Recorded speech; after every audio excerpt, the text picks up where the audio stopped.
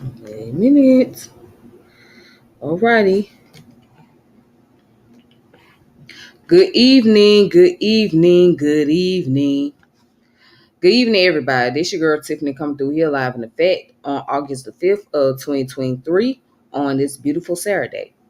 So I'm going to start doing something a little different. I'm going to start giving out book recommendation. Okay, and doing little book reviews on the channel. All right. So the first book recommendation that I gave out was Capitalism and Slavery by Dr. Eric William. Okay, which in his book he go into details about slavery in ways that many of us don't really know or don't really understand. And I point out why it's very important for us to read that book because we have to really know how capitalism and slavery work, right? So now, in this segment, I want to talk about Africanism and in American culture, why it's important for us to read this book right here. I'm going to go into details only because, especially us as African Americans here in America, we have a lot of confusion going on about what is Black American culture. We have so many people that still don't get what Black American culture is consist of and what made it what it is today. Okay. We have people who are still in denial about Black American culture. All right. So this book right here is very instrumental and it will help for us to really understand. So what I'm going to do is go into the review of this book, right? I'm going to go in, do the first two chapters that pretty much explains why it's so important for us to actually read this book right here. And then I'm going to have the discussion. Okay. So shout out to everybody in the chat. Shout out to Lions Time, baby. Shout out to New Black World Order. Shout out to y'all. Thank y'all for coming through. I really appreciate the love and support. Thank y'all. All right. Make sure you subscribe to the channel, like the channel, hit the notification bell. Okay. So this book is called Africanism in American Culture by Joseph E. Holloway. So in the past, I have shared this book multiple times on the channel, when I was doing other topics. But this book is very significant. It's very important. Now, this is the second edition. Okay. So there's also a first edition as well that people can purchase. But I'm going to go into the first two chapters of this book. Now, let's start with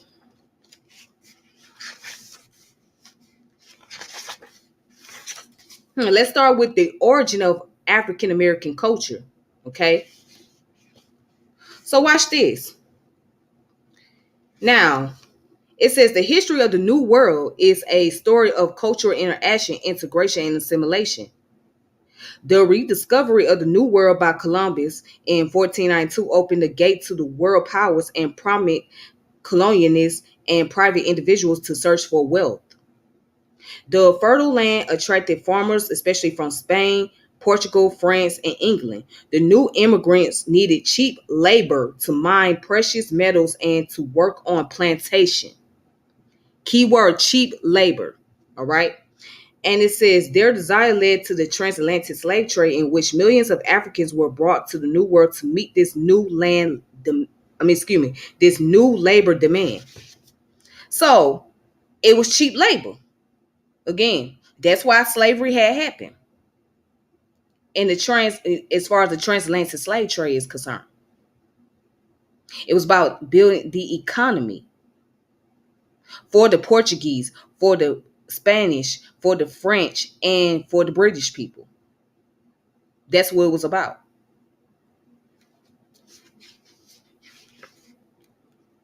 Now, let's go further down. Watch this.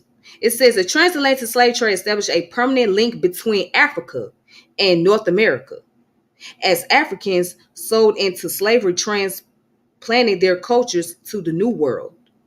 The largest forced migration in history, the slave trade brought an estimate 500,000 Africans to what is now the United States over some 200 years.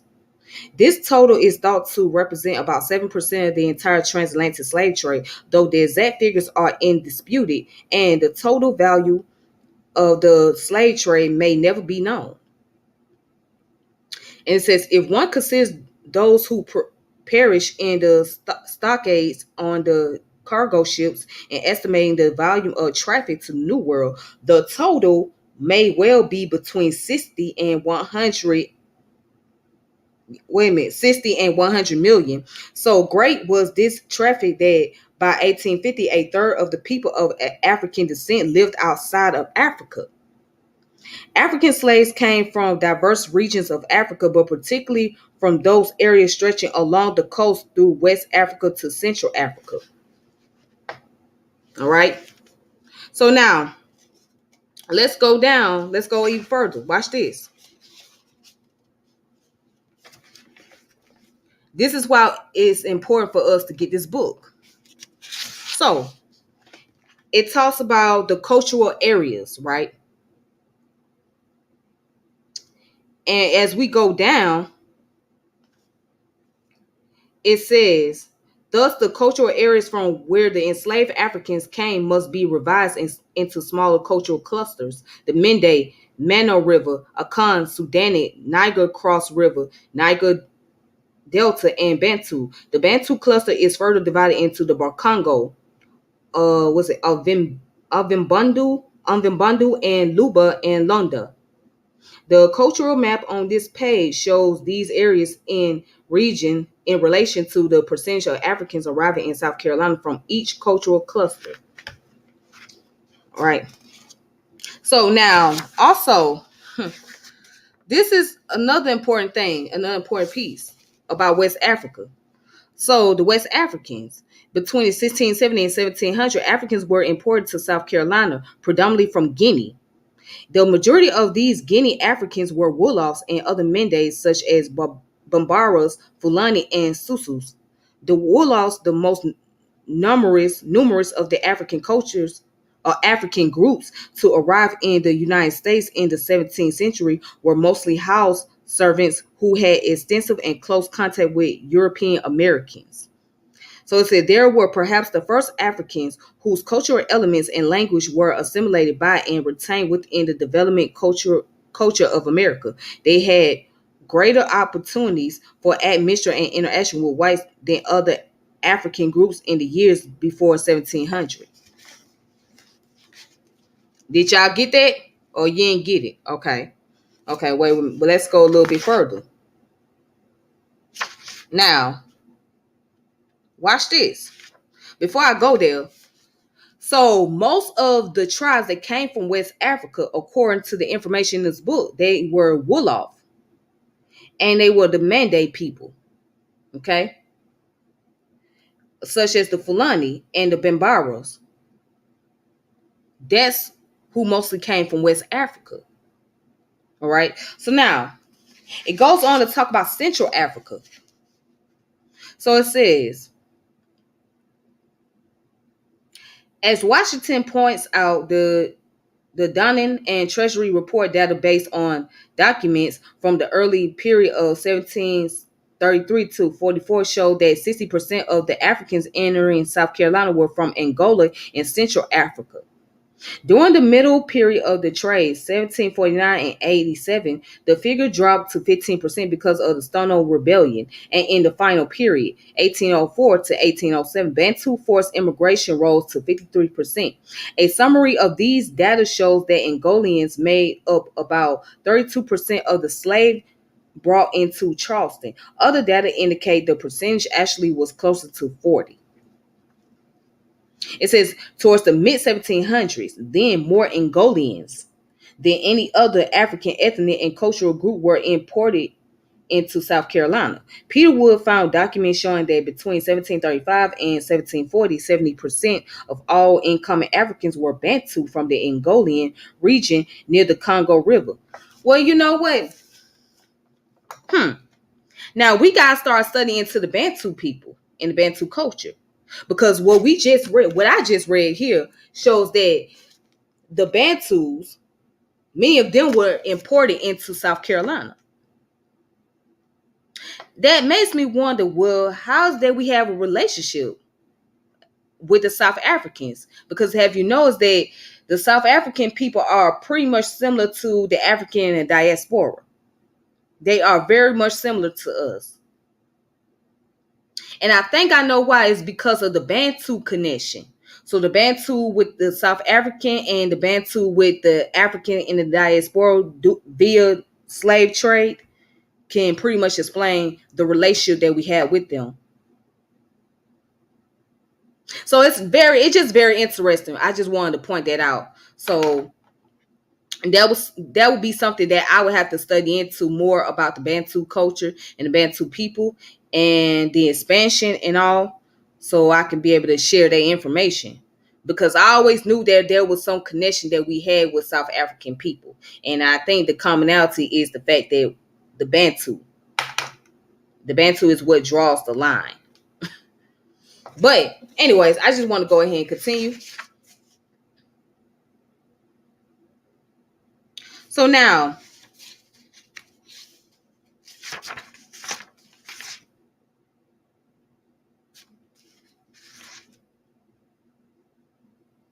let's look at the African heritage in America, right? So Jacques McKay divided the cultural areas of Black Africa into six civilizations: the civilization of the bow, the clearance, the Ganaris, the spirit, the cities, and industry.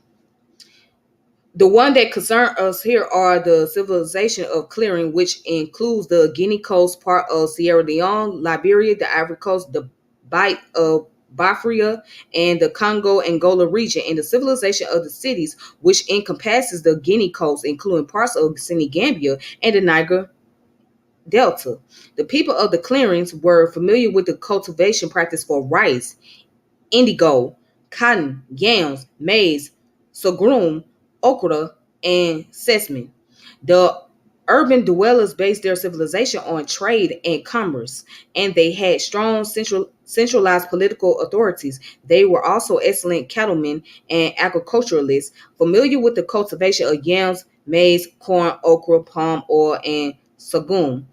The Ashanti and Dahomians, in particular, perfect artworks in stone, bronze, and iron. But I'm gonna stop there before I continue. We got people, other Black people, that's going around saying that Africans didn't have no skills prior to coming to America, or they had to learn their skill sets from white people, which that was a lie. So you mean to tell me that when they got here, they didn't have no type of skills? They had no idea about agriculture. Uh, they had no idea about using weapons. They had no idea about none of this stuff, right? They just came over here with no type of knowledge of anything, and they had to look up to white people to get all the knowledge. That's basically the argument that people are trying to make.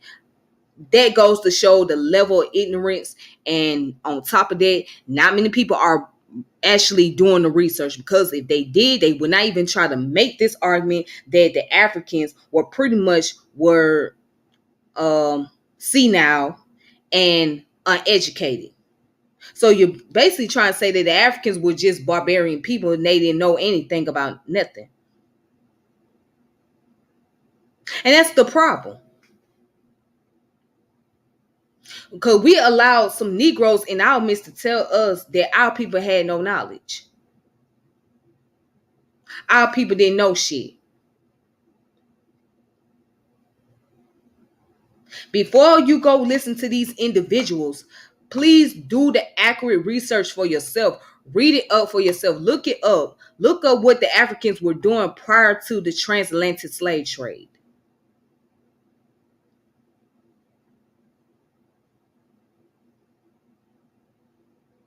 We got Black folks thinking that Africans didn't know nothing about science. Can't you believe that? We got Black people that literally convincing others that people from West and Central Africa knew nothing about science.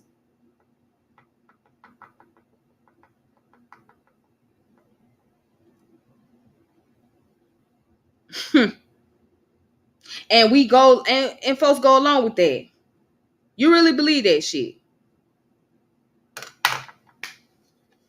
Let's continue. Let's see what else we gonna find out. They didn't bring nothing. Okay.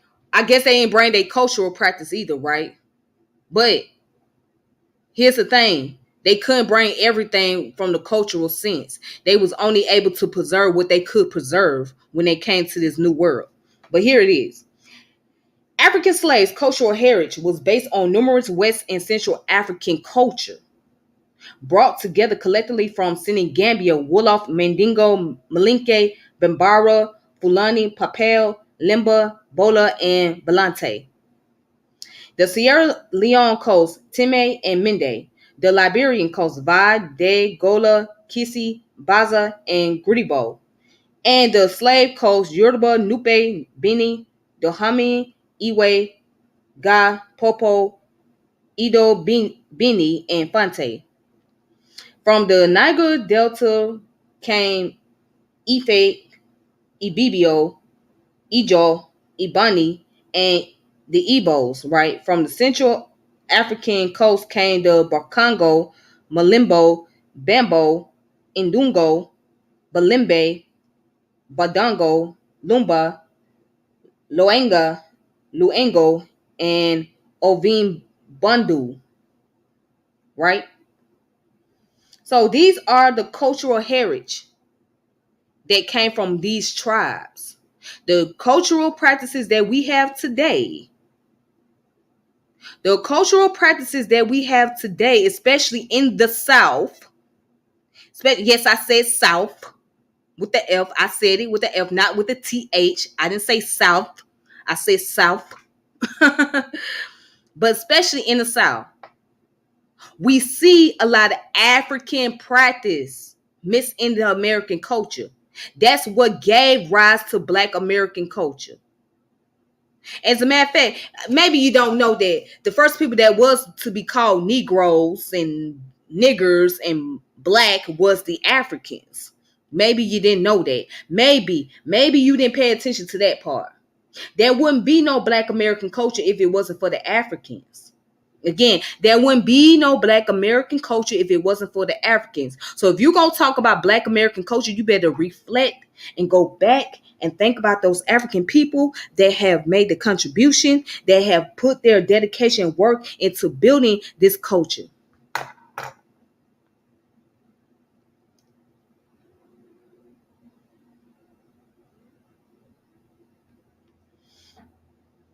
All right.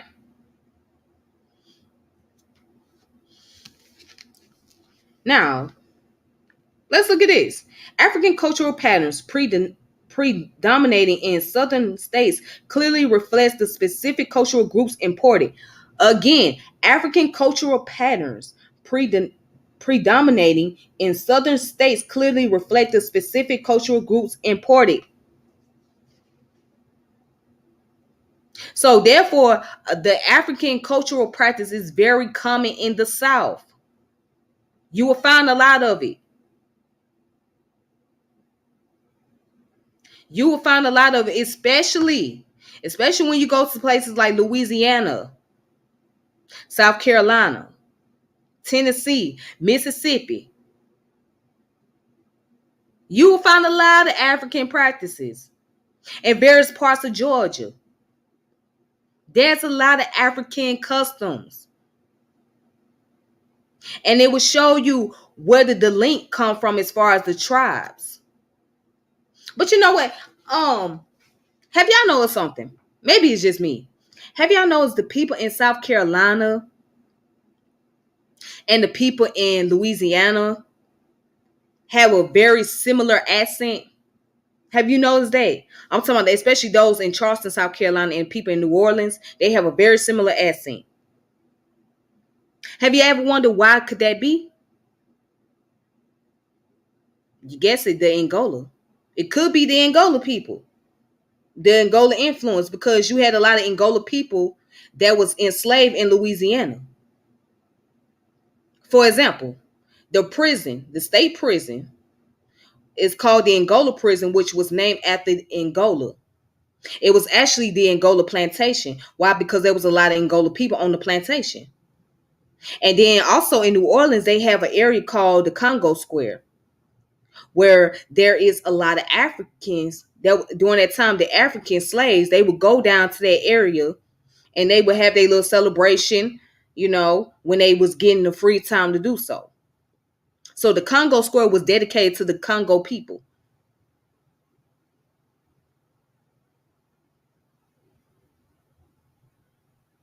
Then of course, South Carolina, a lot of the Angolan people. So there could be that connection, which is why the accents sound very similar. So if you hear the accent of the people of Louisiana and the people of South Carolina, you hear a lot of similarity of how they say their words. And certain parts of part of Florida, you will hear a very similar accent.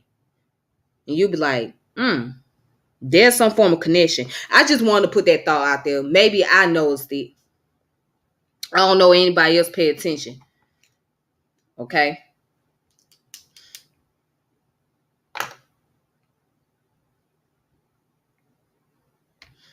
Someone put our black culture in the U.S. reflects the empires of Africa who abandoned tribalism in favor of empire.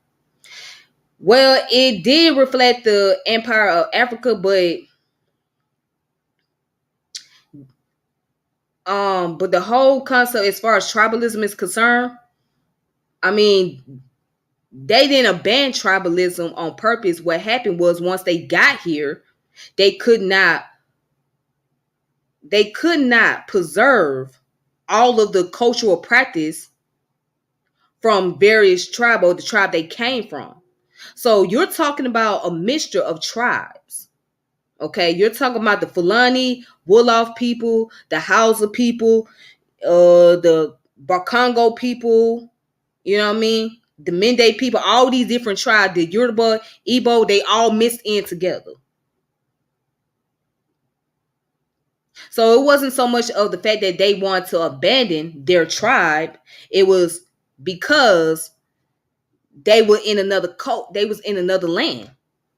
So they had to become assimilated to being in North America because they were not in a native land anymore. So all those tribes combined together to create what we know today as the African American culture. All those tribes combined together to create today what we know as the African American culture. So I don't think they were trying to get to that point where they just wanted to ban, their cultural tradition or their tribal practices or whatnot. It was just they had no choice but to bind in together because they realized that it was no longer about what tribe they came from. It was the fact that they all was considered as Negroes. They were all considered as black people. They was like, look, them white folks didn't care about what tribe you represent, who tribe you come from. They like, look, y'all some Negroes, y'all some niggers. So y'all niggers might as well just go ahead and get used to that.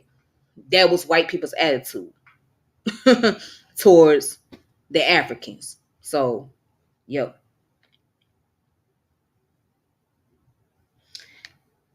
We all have African people in our blood of being of African empire. This is plainly evidenced in analyzing Black American DNA result. Absolutely. Absolutely. I strongly agree. We all do. If you take a DNA test, it is evident. It is evident and it will show and prove exactly where most of your tribal lineage come from. So you are absolutely correct.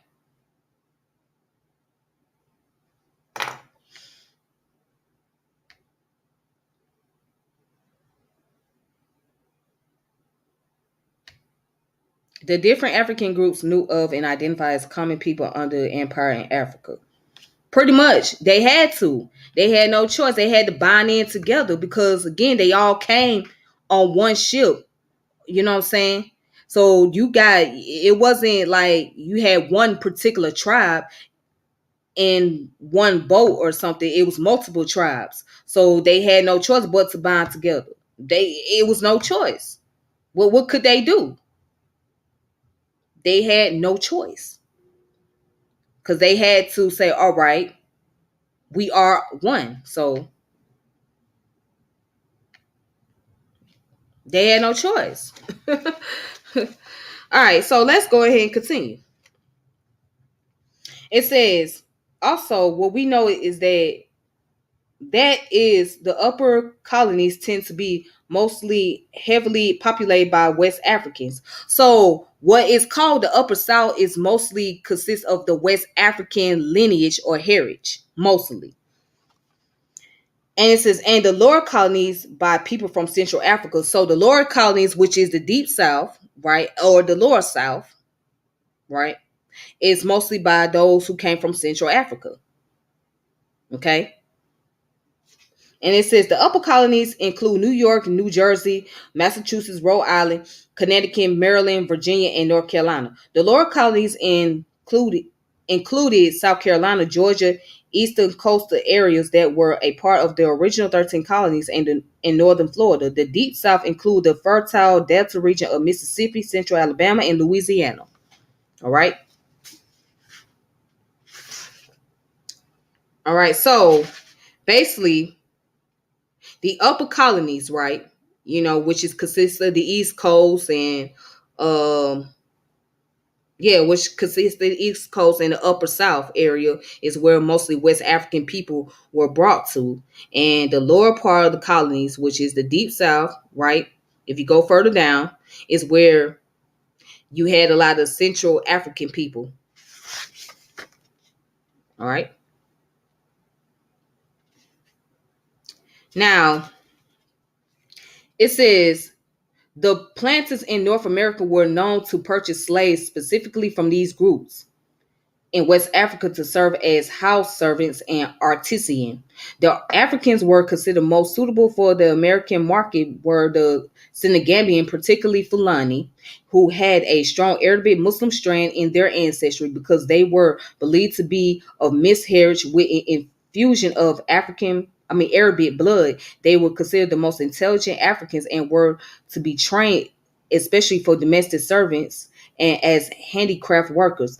Phillips quoted Edward Long, noted that they are good commanders over other Negroes, having a high spirit and tolerable share of fidelity, but they are unfit for hard work. Their bodies are not robust, nor their constitution vigorous. The Mandingos were considered gentle in manner, but prone to be thieves, since they were believed to fatigue easily because of a delicate physique. They were employed in the distillery and boiling houses and served as fire watchmen. So these tribes had different specific roles. So some of them were served on the outside, right, working in the field, and some of them were working on the inside. Okay. All right. So with that being said, going back to what they talking about, the Arabic Muslims, right, or Islamic, those who were Muslims or whatnot. So yes, there were like 15-30% of African slaves that were brought here to America or to the Americas that were Muslims. So that's the most important thing that we have to know as well. So while we got people sitting around here dissing Islam, talking shit about Muslims all day, I mean, I understand that people don't, subscribe to Abrahamic religion or whatnot. But if you're going to sit up here, and I remember one person said this. One person said that they was going to deny a country that practiced Islam or that practiced the Muslim. I said, well, and I'm thinking to myself, if you're going to deny those countries, right, you might as well deny that whole area, because predominantly speaking, most of West African region, they were Muslims. Most of them were Muslims. So if you're going to deny that, you might as well deny the fact that you are African. I mean, we couldn't control whatever our ancestors was practicing, whatever they believed in. It is what it is. But we have to admit that about 15-30% of them that came here to the Americas, they were Muslims. And we will also see there was some Islamic influence as well in our African American culture. There is some Islamic influences because of our Muslims ancestors. But see, it's so ironic when we talk about Black history, we don't talk about those Muslims. We shy away from those Muslims. We shy away from those who practice Islam, but we'll talk about those who practice Christianity, and we'll talk about them. But we shy away from those that practice Islam, which is very ironic to me. Which is very ironic.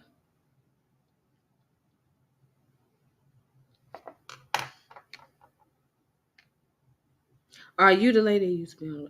Yes, at one point in time. Yeah. Yeah, at one point in time I was on that platform. Yes. Yes, I was at one point in time.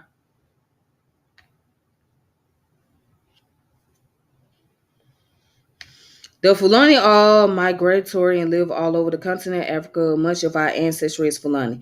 I mean, yeah, it's Fulani. It's not just Fulani, but it's also we'll find out we have Igbo and Yoruba as well because of the fact that if you took a DNA test, you will see that the percentage of your lineage, of your heritage, is Nigerian too. You will see that we got a lot of Nigerian ancestry in us. So there's a strong possibility that we have the Igbo and Yoruba ancestry as well. But you also right, we do carry a lot of Fulani as well. We do. The Europeans needed our ancestors to build the empire in the West for them the way they did in Africa. We built America. Yes.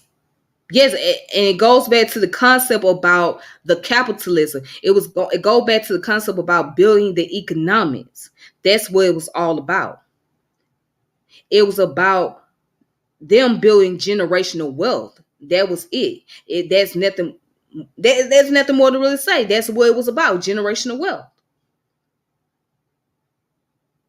It was, and then let me say this, y'all. Again, I wish people would stop saying that slavery was based on the fact that people was the chosen ones and they disobeyed God's command and all of that. That's why they was enslaved. Stop listening to those people. That is not why slavery exists. Slavery did not exist because people disobey God's command. Slavery did not exist because of the people of the color of our skin. It exists because of cheap labor and profit. Cheap labor and profit. That's why slavery exists. As long as you got that, you're going to make more profit. It was a business. It was a commodity. That's what it was about. But racism played a part. It became a consequence of slavery. So due to slave practices, it brought about racism. Again, due to slavery, it brought about racism. But the whole goal was to make profits. That's what it was all about.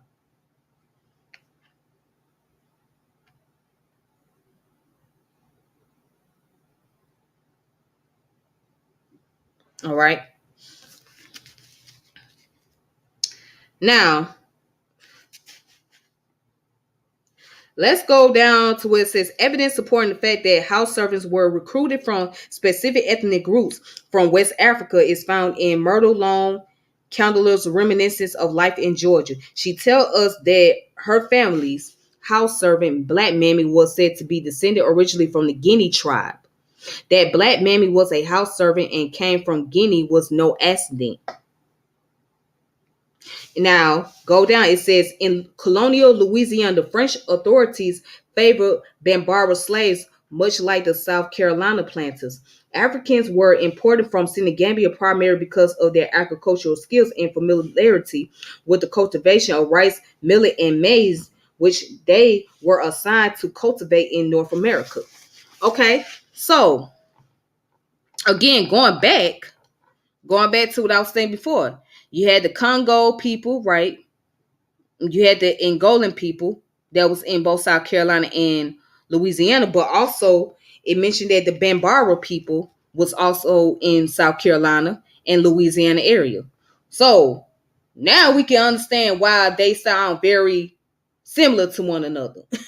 Why the accent sound very similar. I'm talking about as far as, you know, how they say their words and things like that. If you ever listen to somebody from Charleston, South Carolina, and hear somebody from New Orleans, Louisiana, you will hear the similarity. Mm.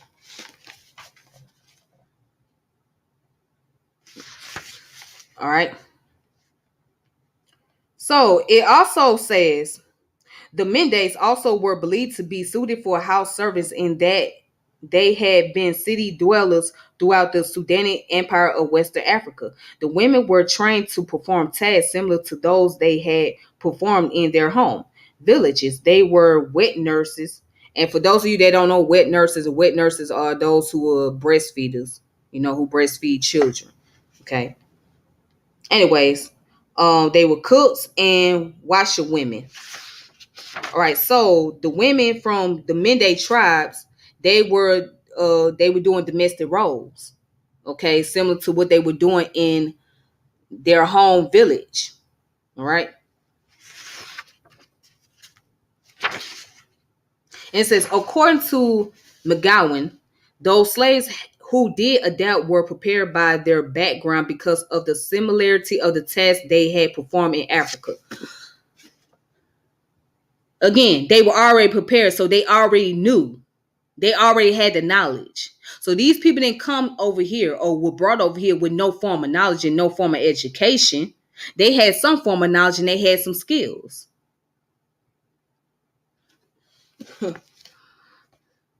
So, in other words, plantation tasks in North America did not place any new technological demands on African labor, and the Africans' familiarity with the cultivation of rice, corn, yams, and millet in the Senegambia hinterlands prepared them for the kind of labor that was required in the Mississippi Valley. The proof is in the pudding. It's in the pudding.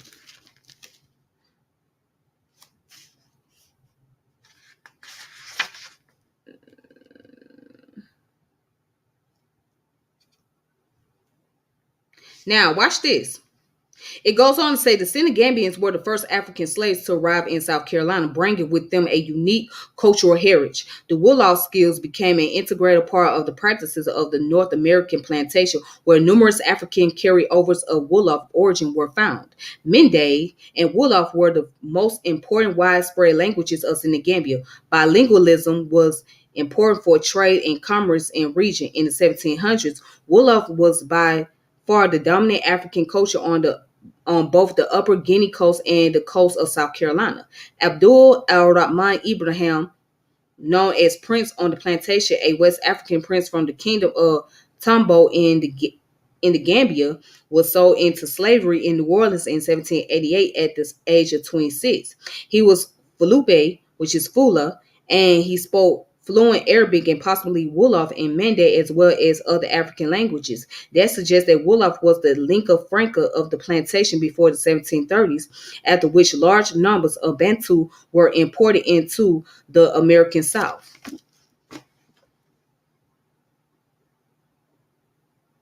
And see, the reason why as Black people, when we have a distinct accent, because we have that mixture of the African tone with the European tone as well.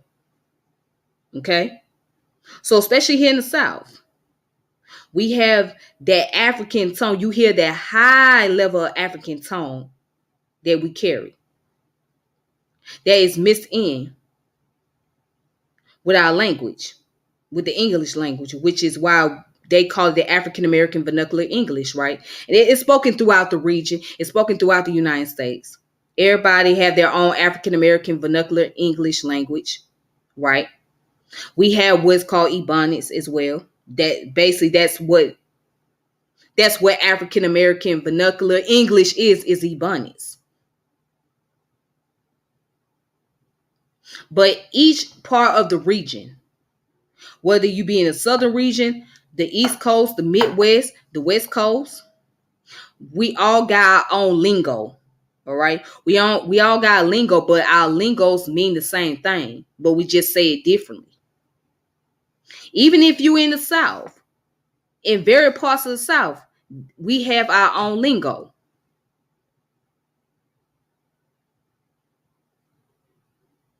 We have our own lingo, all right? But we have the similar tone, okay? We have a similar dialect, but our accent are different, but we have similar dialects. But when you listen to us, you can hear the African tone in our voice. You can hear it in our speech.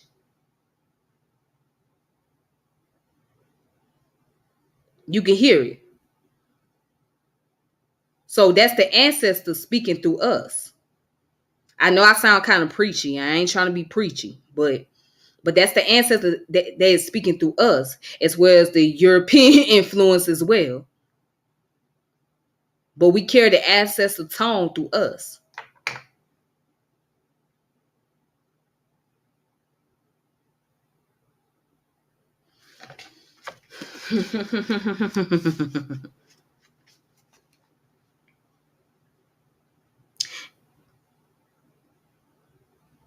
It says, because the Wolofs were predominantly house servants and artisans, having extensive contact with European Americans, they were the first Africans to have elements of their language and culture retained within the developing culture of America.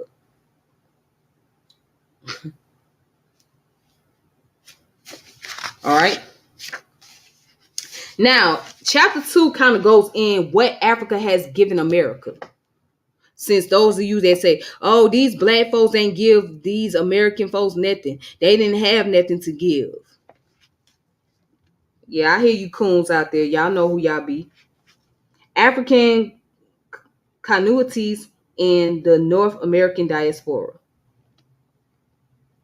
And it goes on to say, while West African arrived in North America in greater numbers, the Bantu of Central Africa had the largest homogeneous culture among the imported Africans, and thus contribute significantly to the development of African American culture.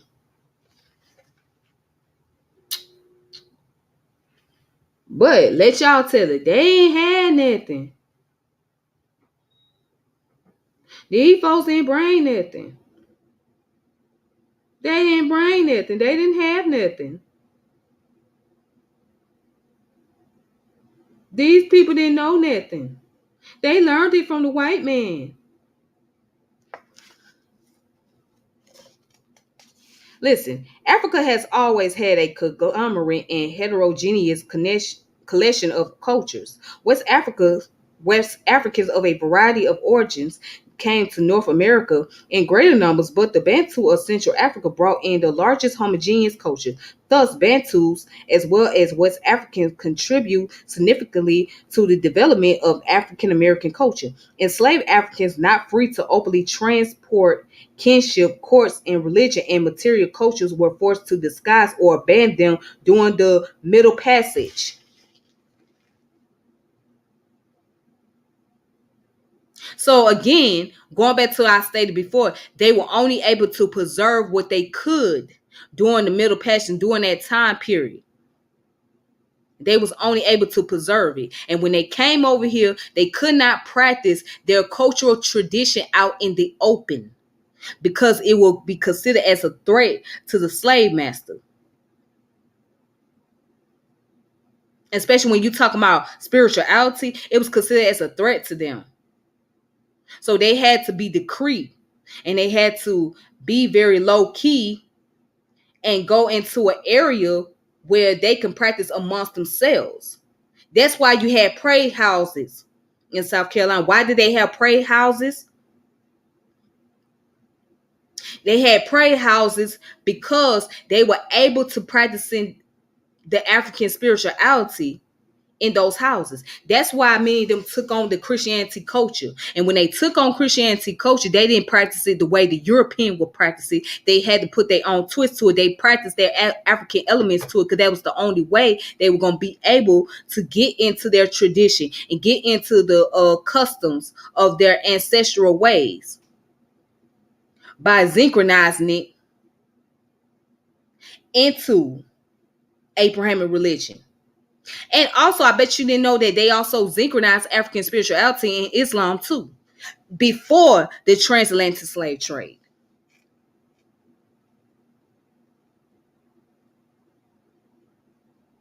And I bet you didn't know this.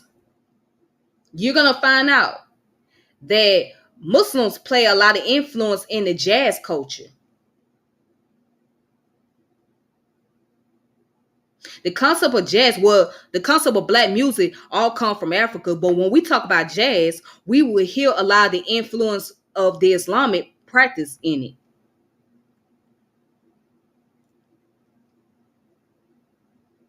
Study about the Gunagwa people.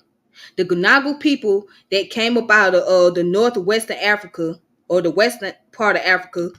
All right, they were slaves during the trans-Saharan slave trade. But if you hear the Gunagwa music and you hear the jazz music, you hear a lot of influences. The Gunagwa people, they are Muslims.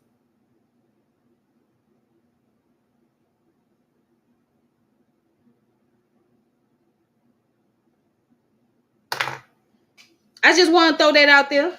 Blues got some Islamic influence, from the Africans. If you listen closely to it. But don't take my word for it. Just go look it up for yourself. If you could prove me wrong, go ahead and prove me wrong. Don't take my word for it, though. But I'm just saying. A lot of the stuff that y'all practice, especially you good old church folks out there, all that holy roller stuff that you're doing, running around in the church and speaking in tongue, I shete la la boska, I shete la la boska, I shata la la boska, all that shit. You got that shit from the African people that was into African spirituality, okay? You got that from your African ancestors. You motherfuckers wouldn't be running around doing all that shit in church if it wasn't for them. Surprise, congratulations. You're African. Okay? You're African. It is what it is. You just happen to be a neo-African.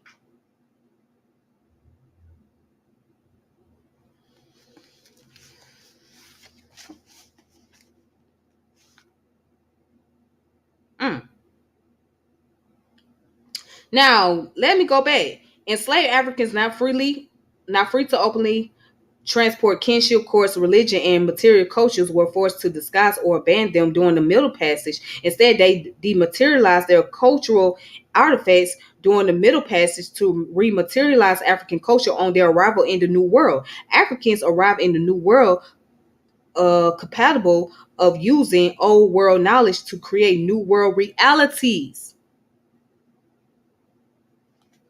Africans and their descendants contribute to the richness and fullness of American culture from its beginning. Their contribution in early America, for which they have received little or no credit, are as varied as the development of the American dairy industry, open grazing of cattle, artificial insemination of cows, the development of vaccines, including vaccination for smallpox and cure for snake bites.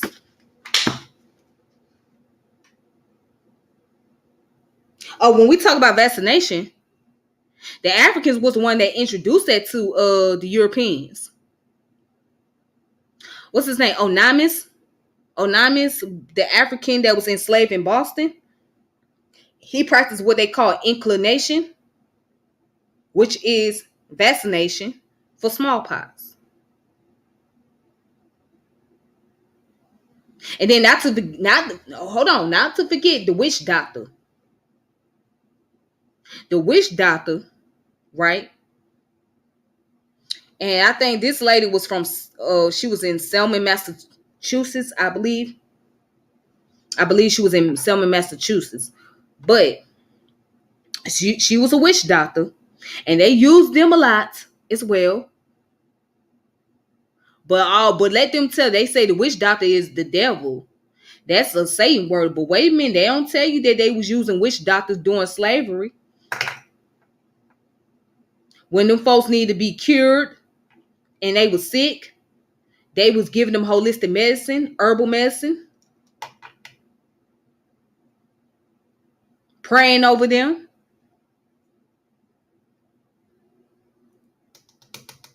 But here it is, y'all ignorant ass niggas out there talking about these folks didn't have no type of advance, no type of knowledge or nothing. Well, they wouldn't be able to use vaccines if it wasn't for them Africans. They wouldn't know anything about using herbs if it wasn't for Africans.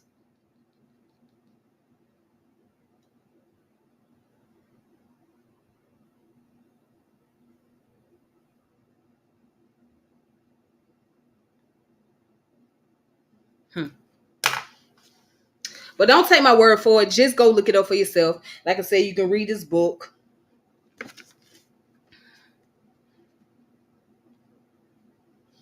And then the early transatlantic slave trade.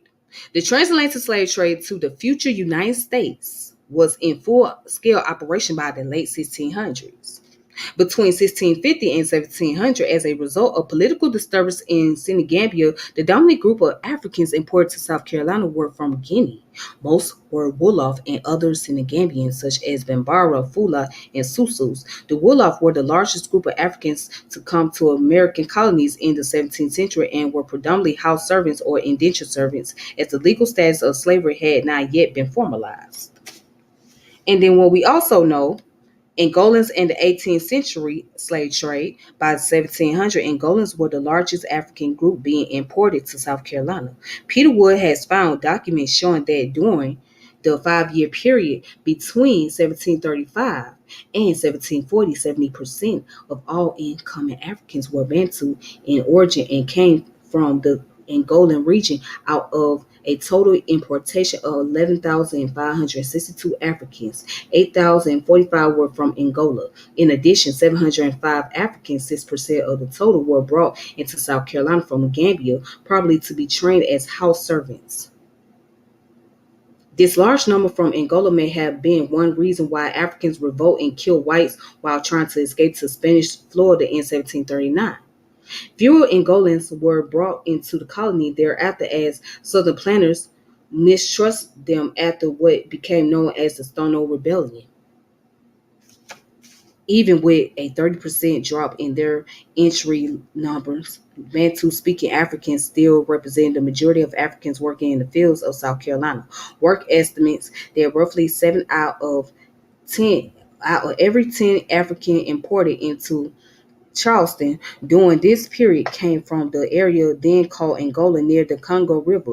Most of these Bantus originate in Cabinda, Ambrize, Luanda, Benguela, and other Congo Angolan ports. Mm. The evidence suggests that the Bantus were the largest constituency of Africans in South Carolina and possibly in other areas of the southeastern United States, given the homogeneity of Bantu cultures and their strong similarity in language. This group doubtlessly dominated and influenced surrounding larger West African groups, also in as much as the Bantu were predominantly field hands and used in activities that require little or to no contact with Euro Americans. They did not confront the problem of acculturation as directly and intensely as did the West African domestic servants and artisans. Coexisting in relative isolation from other groups, the Bantus were able to maintain a strong sense of unity, a cultural heritage which they passed on to their American descendants.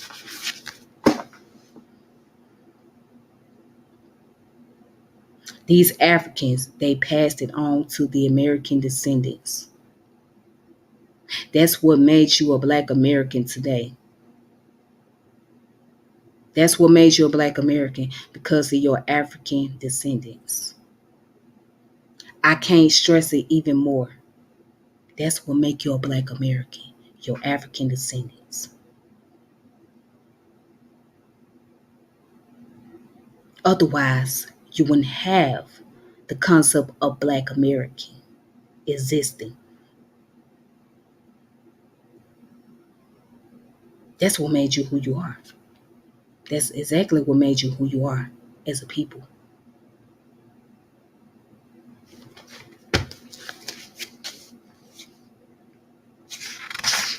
Hmm. Hmm. But wait a minute, let me read one last thing to y'all. I'm gonna give y'all one last thing. Hmm. Again, you guys need to read this book for yourself. African cultural practice African cultural patterns predominating in southern states clearly reflected the specific cultural groups imported into the United States. That is, the upper South tended to be populated by Africans from West Africa and the lower South by Africans from Central Africa. The upper South generally reached from Maryland and Virginia west into Kentucky and North Carolina. The lower South or Deep South included South Carolina and Georgia, as well as the fertile Delta region of Mississippi, Central Alabama, and Louisiana. North Carolina and Tennessee were culturally intermediate areas. Southern Virginia and South Carolina were centers of dense African American population that were derived from different regions of Africa and spread west with the western expansion of the United States following the Revolutionary War. Mm. Oh, it gets so deep. That is deep. Damn,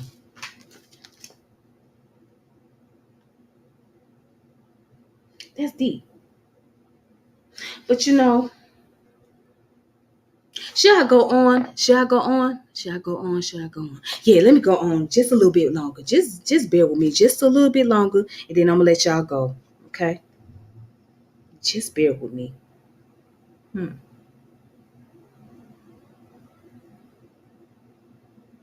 Watch this. Africans transported during the colonial period were from the Guinea coast, largely Wolof, Fulani, Mandingo, and Bambara. Africans from the Senegambia were considered taller and of lighter complexion. A preference for light skinned slaves to work in the house existed in Charleston, New Orleans, and some other cities, while the Mendes were often enslaved as craftsmen, artisans, and house servants. The field slaves were mainly Central Africans who, unlike the Senegambians, brought a homogeneous, identifiable culture. The Bantus often possessed good metallurgical and work and woodworking skills. They had a particular skills in ironworking, which they used in making the wrought iron balconies of New Orleans and Charleston.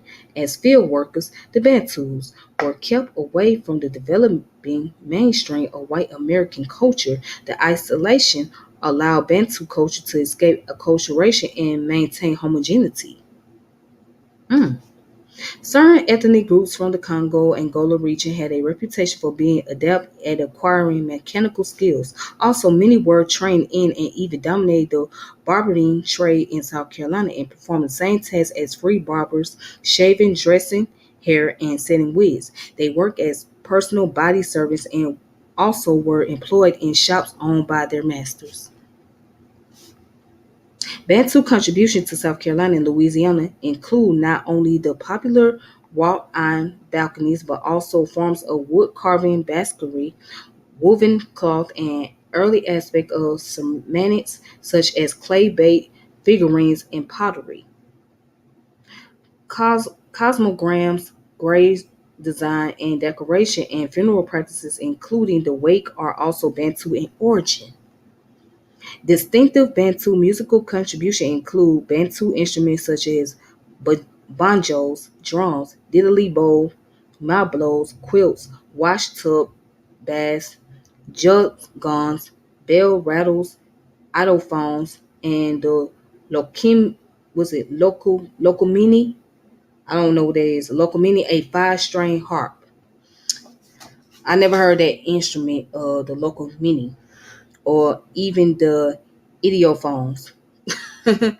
So I'm not too familiar with those instruments. But anyways, the Bantu constituted the largest African group in South Carolina and possibly in several other areas of the southern eastern United States, including Alabama and Louisiana. Melville J. Herskovitz noted that the Bantu Center in North America was the South Carolina Sea Islands off the coast of Carolina. Hmm. It says, given the homogeneity of Bantu culture and the strong similarity among Bantu languages, this group no doubt influenced West African groups of larger size. Also, since the Bantus were predominantly field hands or did other work that required little or no contact with European Americans, they were not confronted with the same problems of acculturation, West African domestic service, and artisan experience. Coexisting in relative isolation from other groups, the Bantu were able to maintain a strong sense of unity and retain a cultural validity that laid a foundation for American culture. That is, whereas the Mende had a greater influence on the developing white American culture, the Bantu had the greatest influence on the developing black American culture. Now, it may sound redundant in the book if you notice, like it seems like the author is repeating himself multiple times. Well, that's the reason why he's doing that because he's trying to bring emphasis on the historical information about the relationship with Central Africans and West African people. That's what he was trying to do. So yes, so sometimes if you read in the book, you would hear the regurgitation. However, that regurgitation is there for a reason to bring emphasis. It's very important. Now, it's up to you. It's at your own discretion to go and purchase this book. Yes, purchase this book and just read it for yourself. And you will find plethora of information that you never known that was there. See, I'm not trying to gas us up or gas our people up, you know what I'm saying? But let's be honest. Our people was not as bad as we thought they were. Okay? We all got good and bad and ugly in every part of humanity. Okay? There's gonna always be that. But let's just not sit there and dismiss the great aspect of our people. Slavery was an ugly thing. It was the most tragic thing in the world. Nothing to glorify about it. But let's look at the cultural influence that our people played and how they brought such contribution to us. We should be grateful for that. We should want to embrace that. We should want to say, yes, we African first. I'm proud to be African. There's no reason I would be unappreciative of my African heritage. We should be proud of that. We should be proud of the fact that we came from these multiple tribal people. Because that means that we have something unique, especially when it comes to athleticism. Athleticism, oh my goodness. When it comes to the sport arena, we dominate that. And particularly basketball, football, and baseball. You will see a lot of black folks dominating those three. And you will see a lot of agility in those people. I was looking at the football clip the other day, right? And see, when I look at football, I'm not looking at it for entertainment. I'm looking at it to do the knowledge. Because I'm looking at the measurements, right? The yards. And I'm looking at how many yards can be run from one end of the field to the other end. And I'm looking at who is playing. Do you know most of the wide receivers, the running back, the fullback, are mostly black people, black males? Why is that? Why is that most of the wide receivers, the fullback, and the halfback and tight ends are black males? Most of them.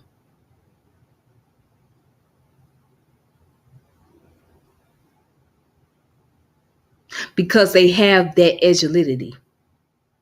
They have that quickness.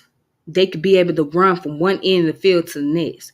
They have a certain type of speed that makes them more distinct than any other ethnic group on that field.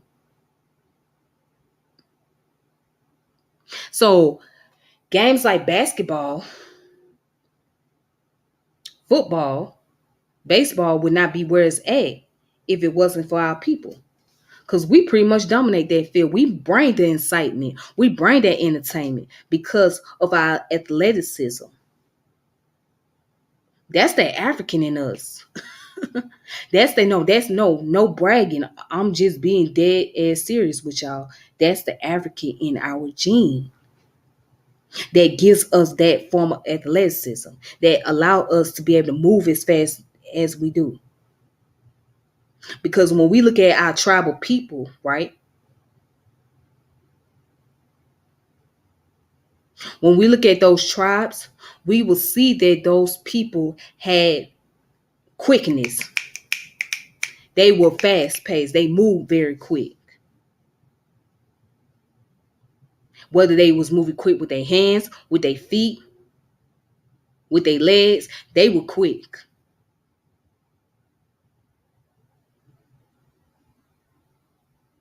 So we see that in us. You know what I'm saying? We have a certain type of movement about us. So that's how you can tell that's that African in our gene. Because our ability to move around.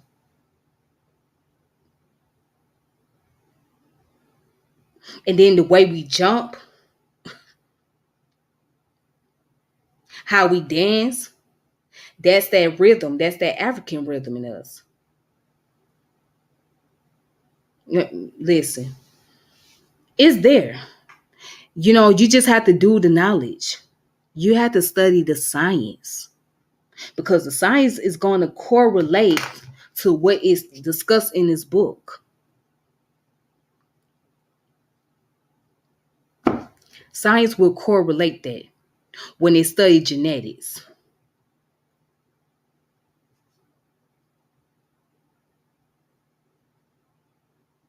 It brings that connection. So this is why I encourage y'all to really get into studying about history and science. Don't be so far behind. All right. Okay, then. Well, I'm glad that you all tuned in. Shout out to everybody in the chat. And I want to read some of this comment. Let me see. Somebody put, I never thought about that. I'm learning something new, even though I don't still trust this later vaccination. A lot of our people don't trust vaccination, which I understand. I get it. But at some point in time, when it comes down to serious health situation and you are left with no other choice but to get vaccinated, then that's something that you would have to do. That's something that you would have to take into consideration. But I do understand why many people do not trust the concept of vaccine. I understand. I get it. Some African cultures and people did not survive in Africa itself, but survived the slave trade to the West, our ancestors and ourselves. Yes.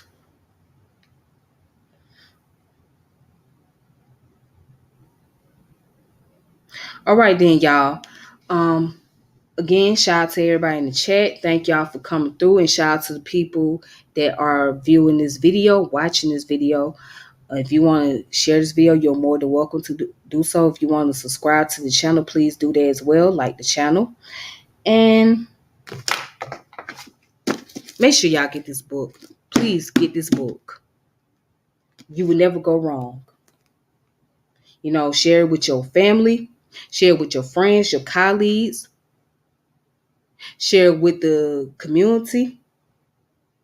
If you are a professor, share it with your students. Or share it with your research team on Facebook or any other social media platform. Yeah, get this book, Africanism in American Culture, Joseph E. Holloway. All right, until next time, peace and power, elevation be to all of you. This your girl, Tiffany, and deuces. Be safe.